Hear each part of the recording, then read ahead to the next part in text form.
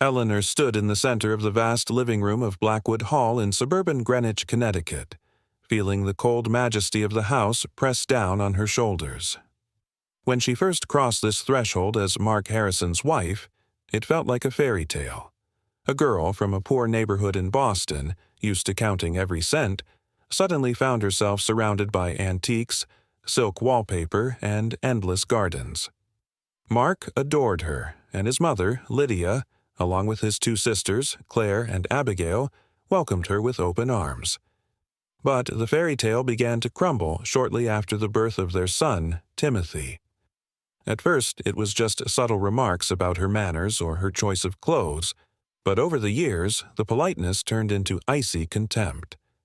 Now, with Timothy at 8 years old, Eleanor had become nothing more than an unfortunate mistake to the Harrison family, one they were forced to tolerate under their roof. Her relationship with Mark had grown so cold that a silence reigned in the house that could be cut with a knife. He had become a professional escape artist, masking his absence with endless business deals in London, Singapore, or Zurich. He was gone for weeks, then months.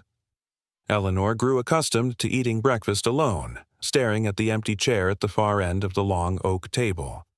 She felt that Mark wasn't just busy, he had erased her from his inner world. Every time she tried to call him, hoping to hear even a brief, "How are you?" he would answer curtly that he was in a meeting, or simply wouldn't pick up at all. She was locked in a golden cage where the keys were held by women who hated her. Lydia, the family matriarch, no longer hid her desire to get rid of her daughter-in-law. She forced Eleanor to handle household chores usually reserved for the staff, simply to humiliate her. When Eleanor cooked dinner, Claire and Abigail would demonstratively grimace, criticizing every little thing. They told her to her face that she was an outsider. Mark hadn't returned for 3 months, and there was almost no word from him. Her husband's family had already begun scouting for a new wife for him, a woman from their own circle who would be self-sufficient. That evening, Lydia called Eleanor into the study. She didn't shout, her voice was level, but it carried a sense of terrifying finality. "Eleanor, let's be honest," Lydia began, inspecting her perfectly manicured nails. "Your marriage to Mark ended a long time ago. You're just the last one to realize it. He has another life where there is no room for you. And there is no longer room for you in our home either. Your presence here only creates unnecessary tension." Lydia paused, and for a moment, something resembling a flicker of humanity crossed her eyes, though it might have just been cold rationality. She pulled an old set of keys from a desk drawer and placed them on the polished wood. "I don't want to throw you and my grandson out onto the street right this second. I'm not that cruel," she continued. "These are the keys to our old house on the edge of the state, out in the country. It's been in our family for years, and no one lives there. You can stay there with Timothy for a while until you find a new home and figure out how to move on. But you must leave today. I've ordered a car to take you there." These words were both a blow and a lifeline. Eleanor understood this was an exile, but it was also a chance to escape the constant degradation. She acted quickly and quietly. Her personal belongings were surprisingly few, just a few dresses, a couple of books, and an old photo album. All the expensive clothes and jewelry were left behind in the dressing room. Timothy watched as his mother packed his small backpack. He asked no questions, simply holding her hand. At 8 years old, he had the eyes of a grown man. They left the estate where an old sedan hired by Lydia was already waiting in the driveway. As they drove away, Eleanor gripped the cold keys to the unknown house in her hand. Behind them lay the glitter of crystal and fake smiles. Ahead was only the road through the Connecticut night toward a place that was to be their temporary refuge, and perhaps the beginning of a completely new story. Timothy squeezed her palm tighter, and they moved into the darkness, leaving their old life behind. The road seemed endless. The old sedan raced through the thick darkness of the New England woods, the headlights catching only the ghostly silhouettes of tree trunks flashing by in the roadside mist. Timothy fell asleep, his head resting against the window, while Eleanor gripped the cold set of keys until her fingers ached.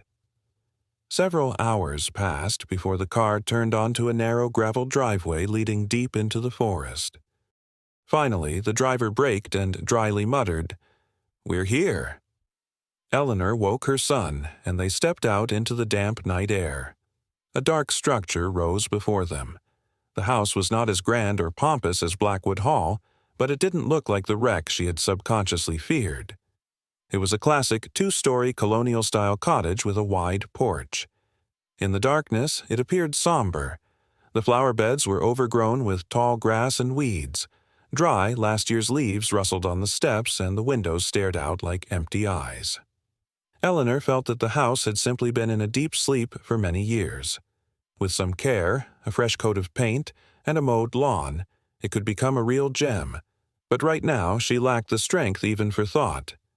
She inserted the key into the lock, which gave way with a heavy creak. Inside, they were met by cold, damp air permeated with the smell of old wood and stagnant time. Eleanor fumbled for the switch, and a dim, yellow light illuminated the hallway. She didn't bother inspecting the rooms, feeling the deadly exhaustion of the emotional break from her husband's family.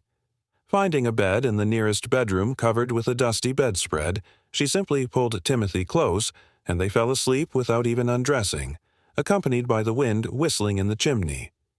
Morning brought a completely different picture. Bright American sunlight broke through the unwashed windows, painting the dust motes in the air with gold. Upon waking, Eleanor began to tour her temporary domain. To her surprise, the house turned out to be remarkably cozy. It had clearly been inhabited by people who loved the space. Paintings in massive frames hung on the walls, and the living room featured enormous oak bookshelves filled to the brim with books. Eleanor spent the entire day cleaning. She swept away the leaves, washed the floors, and wiped away the dust, feeling as though every movement chased the cold away. But despite the house becoming livable, she knew this was only a temporary stop. She didn't want to accept Lydia's charity. She didn't want her fate to intersect with the Harrison name ever again. The town was a few miles away, close enough to walk but far enough to feel isolated. She decided she would find a job, save some money, and disappear from here forever. On the third day, Eleanor took on the library. The books were huge, in heavy leather bindings covered with a layer of gray dust so thick the titles on the spines were unreadable. She began to pull them out one by one to wipe down each shelf. As she pulled out a particularly massive volume of an old atlas, her hand suddenly struck something uneven.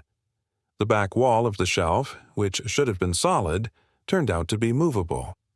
Eleanor pressed harder, and the wooden panel slid aside with a quiet click, revealing a shallow niche hidden from prying eyes for decades.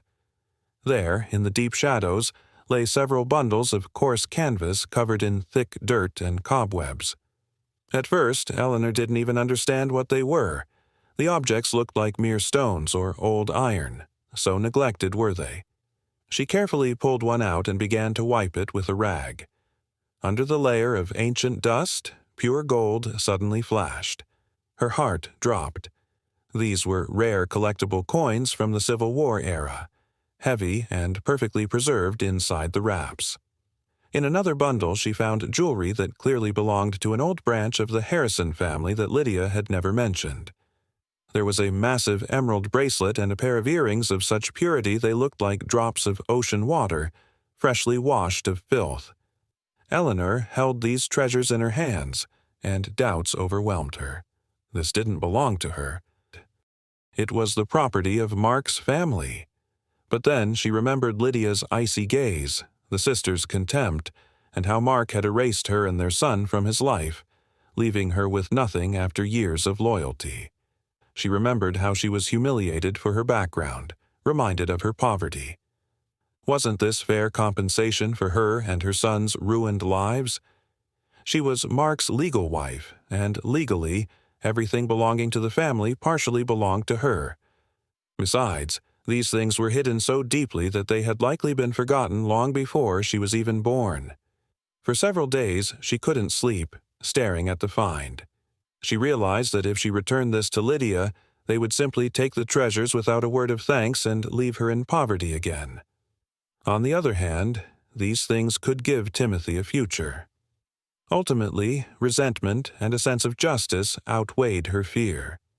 She knew this old house was a place the Harrisons wanted to forget, and no one would ever guess that there was something behind a false library wall. Eleanor packed her things. This time, her suitcases were heavier, not from clothes, but from the weight of the decision she had made. She took one last look at the house that had given her this chance and closed the door. Reaching the nearest large city, she found a reputable appraiser and then a private collector. Selling just a portion of the coins and one brooch brought a sum she could previously only dream of. This money was enough to buy her own small, bright house in a quiet neighborhood in a neighboring state where no one knew the name Harrison. When she first inserted the keys into her own door, she felt finally free. She hadn't just escaped. She had taken what she considered her price for surviving Blackwood Hall. Now she had her own home, her own garden, and a new life where Mark Harrison was just a distant, fading memory. But she didn't yet know that the past doesn't always let go so easily of those who dare to take its secrets. Mark Harrison stepped across the threshold of Blackwood Hall late in the evening, brushing the road dust from his expensive coat. He had just finalized a multi-million-dollar deal in Dubai that had required his total devotion for the past 3 months. The house met him with an unusual silence. Instead of his son, who usually came running to meet him, Lydia walked out. Mark looked around and asked where Eleanor and Timothy were. His mother coldly replied that Eleanor had decided to leave because she no longer liked living in this house. Mark felt a sudden tightening in his chest. He tried to call his wife, but in response he heard only the mechanical voice of the operator. The subscriber is out of reach. She hadn't just left. She had vanished. He could not accept this as a fact. Mark began to literally interrogate his mother and sisters. His usually calm voice turned to steel. He demanded the truth. Claire and Abigail tried to brush it off with jokes about the ungrateful daughter-in-law. But Mark did not back down, leaving them no choice. Finally, Lydia, sighing in irritation, confessed, "We didn't want her wandering the streets with a child. We aren't monsters. We gave her the keys to our old cottage out in the country. Let her live there until she comes to her senses." For a moment, Mark felt a sense of relief. It eased his mind to know his wife wasn't on the street and that his family had shown at least a shred of care. He thanked his mother, though deep down he felt something about the story wasn't quite right. He thought Eleanor was simply exhausted by the pressure from his female relatives and wanted to be alone. The next morning, he was already on the road. However, upon arriving at the old estate, Mark found only empty rooms, perfectly clean library shelves, and the scent of freshness. Eleanor was not there. His heart hammered wildly. He drove through all the nearby towns, asking in cafes and hotels, showing a photo of his family. After a week of exhausting searches, in a small picturesque town 100 miles away, he saw a familiar figure. Eleanor was walking out of a grocery store, holding Timothy by the hand. They looked peaceful, but the spark he remembered was missing from their eyes. Mark approached them, and Eleanor stopped, turning pale. They went to a small park nearby. Mark spoke for a long time, his voice trembling with a sincerity she hadn't heard in years. He admitted that he was the one to blame for everything. He told her how the business had consumed him, how big projects and ambitions had blinded him, making him forget those he was doing it all for. "I truly was working, Eleanor. I was building an empire for us, but in the process, I lost us. I don't want to leave you. I want to be a father to our son and a husband to you, if you'll give me a chance to make things right," he said, looking her directly in the eyes. Eleanor listened to him, and in her soul, the pain of past years fought with the love she still felt. She saw that this strong man was now truly terrified of the prospect of losing his family. She decided to give them a chance, but with one condition: she would never return to Blackwood Hall. Mark agreed without hesitation. Then Eleanor told him about her discovery behind the secret library wall, the gold coins and jewelry that had allowed her to start this new life. She waited for his reaction, fearing he would accuse her of theft. However, Mark only smiled sadly. "These things rightfully belong to you, me, and Timothy," he said quietly. "My grandfather once lived in that house. He loved our son very much when he was still a baby, and he always said that this house and everything in it was a legacy for those who know how to value what is real. Perhaps he knew that you would be the one to find this treasure when you needed it most." This story became a great lesson for them. Mark realized that a family isn't just people living under one roof, but a fragile garden that must be nurtured every day. If you don't invest time, attention, and effort into it, feelings will inevitably fade no matter what riches surround you.